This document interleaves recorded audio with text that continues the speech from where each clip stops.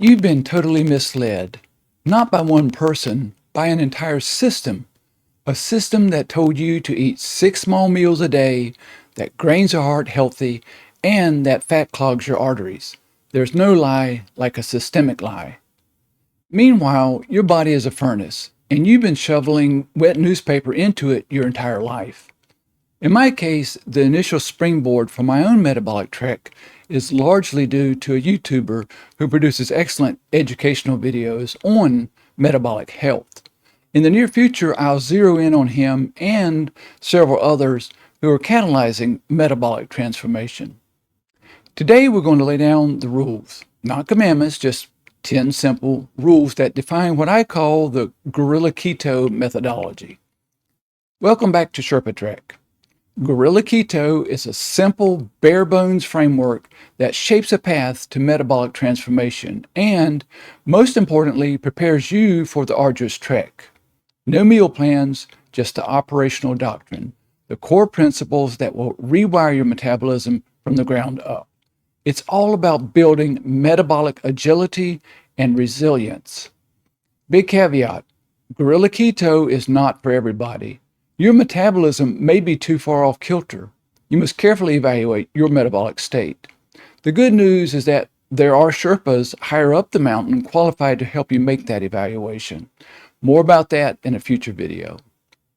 Now, before we begin, you need to understand what Gorilla Keto is and what it is not. It isn't some perfect strategy or biohacking optimization. It's about clearly defining and abiding by a metabolic action plan, a map that is customized for you, by you, a plan you've internalized. This isn't a diet or janky 30-day challenge. It's your intentionally chosen lifestyle that gives you the agility to stick to it for the rest of your life.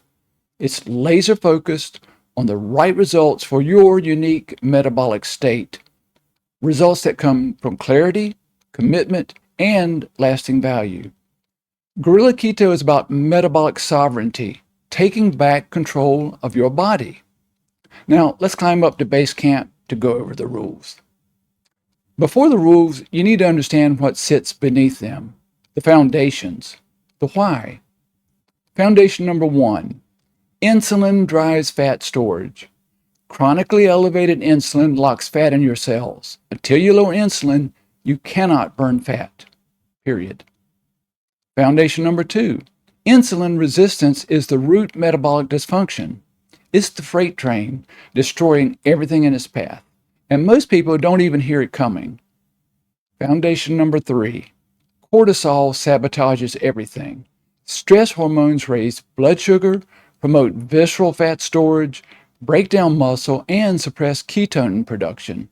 You can eat perfectly and still be held hostage by cortisol.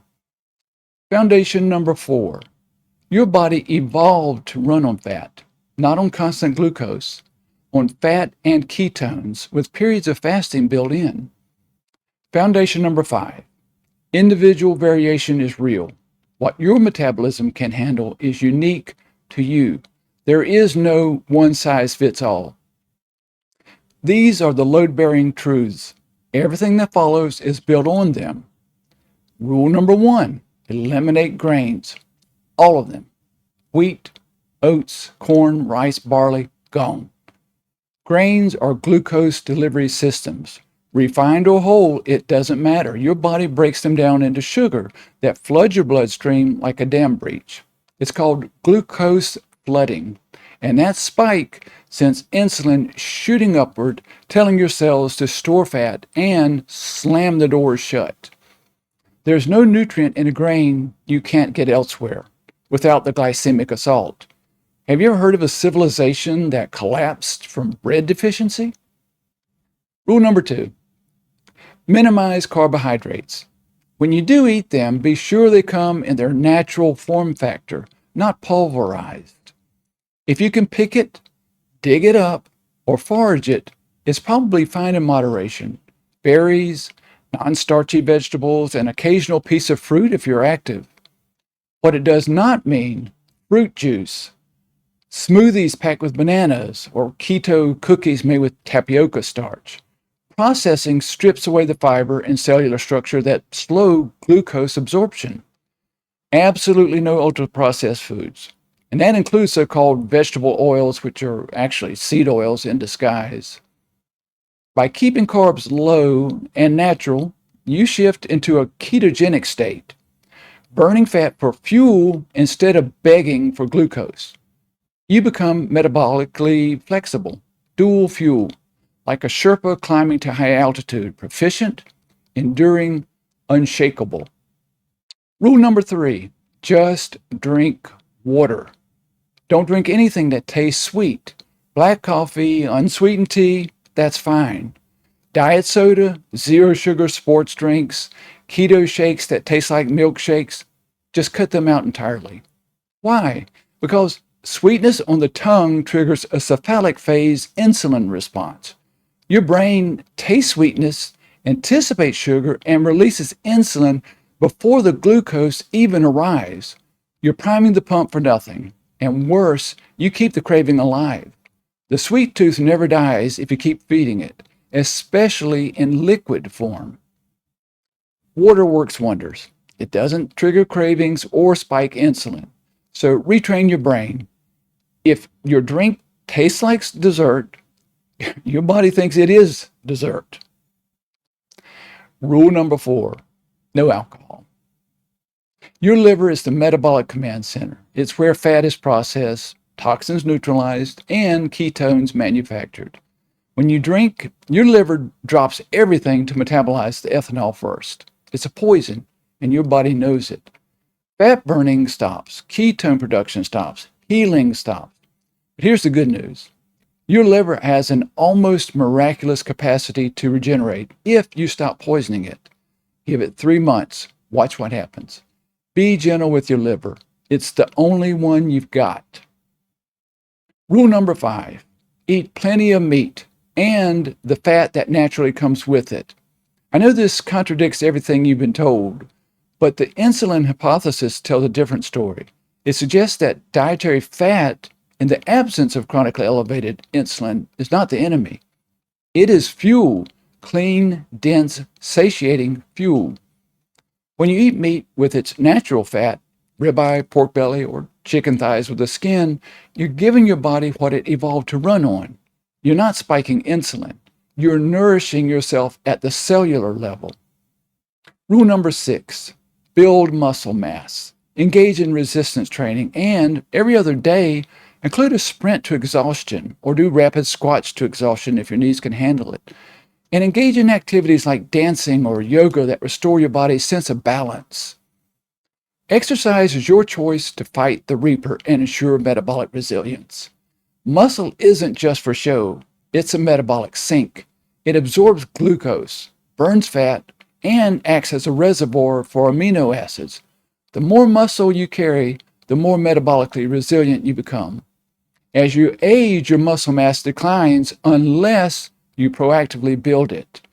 You don't need a gym. You need resistance. Your own body, weight resistance bands, a hill to climb, squats, push-ups, pull-ups, functional movement, walk fast, walk far, walk often. A body with muscle and balance weathers the storm. Without it, you're a tent in a windstorm. Especially if you're over 60, you're potentially one minor trip away from a life-changing crisis. Rule number 7, get adequate sleep. This isn't optional. Sleep deprivation destroys insulin sensitivity. Just a few nights of poor sleep makes your cells respond to insulin the way a deaf ear responds to whispers. Barely, if at all. Then there's the morning blood pressure spike. Cortisol rises before dawn to wake you up. That's normal. But without sufficient sleep, that spike becomes a surge. Your heart pounds, your vessels constrict. Year after year, that's a recipe for cardiovascular disaster. 7 to 9 hours, non-negotiable. Protect your sleep like your life depends on it, because metabolically, it does. Rule number 8, minimize stress, or at least manage it very carefully. This is the single most difficult rule to adhere to. In fact, I call it the crazy 8 because it is absolutely crucial because a cortisol spike will sabotage literally everything else in your metabolic action plan. Chronically elevated cortisol raises blood sugar, promotes visceral fat storage, breaks down muscle, and suppresses ketone production. It tells your body, we're under siege, store energy, don't burn anything. You can eat perfectly, train perfectly, sleep perfectly, but chronic stress will still hold you hostage and derail your metabolic sovereignty. Meditation, breath work, nature, time with people you love, whatever pulls you out of the sympathetic grind and hurls you into the parasympathetic repair, do that daily. Rule number 9, eat a maximum of 2 meals a day, rarely 3 if your body actually tells you it needs it. 1 meal a day works wonders for many. Every time you eat, you trigger insulin. Every meal is a metabolic event. The fewer events, the more time your body spends in the fasted, fat-burning state. Time-restricted eating, typically in a 16 or 18-hour window, works wonders for metabolic recovery. If you're not hungry, don't eat. Ignore the clock. Mind you, until your inner metabolic compass recalibrates, you may have to go by the clock temporarily till you get back on track. Rule number 10, no snacking, period. Snacking is the metabolic equivalent of tossing kindling on a fire you're trying to let die down. Every bite, even a keto snack or handful of nuts, raises insulin. It breaks the fast and interrupts fat oxidation. If you're hungry between meals, that means you didn't eat enough fat or protein at your last meal. Fix the meal, ditch the snacks. Let hunger come, let hunger go. You'll survive and thrive. Here's something critical.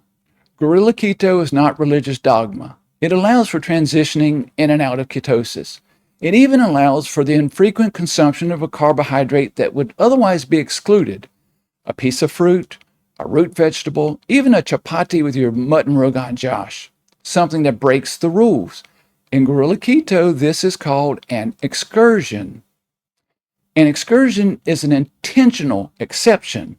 It is part of your map. It is not a cheat day or a slip up. It is a deliberate decision to step outside of the framework with discipline intact and a readiness to revise your map if a course correction is required. If an excursion becomes casual, you can rest assured it's a sugar-coated relapse. An excursion must be calibrated to your metabolic state. If you're fat adapted and insulin sensitive, your body can absorb a carbohydrate hit and return to baseline fairly quickly. But if you're insulin resistant, that same carb could send you into a days-long glucose spiral. Know where you stand. If you find it helpful, use a continuous glucose monitor to reveal trends and detect unexpected aberrations. And finally, an excursion must be free of guilt. Completely. Zero. Absolutely no guilt allowed. Remember the crazy 8? Negative emotions spike cortisol. The very act of feeling guilty about what you ate is likely more metabolically damaging than the food itself. You take an excursion with full conscious awareness. You own it. You learn from it, one way or the other. Then you move on without any self-flagellation. The diet industry makes billions off your guilt.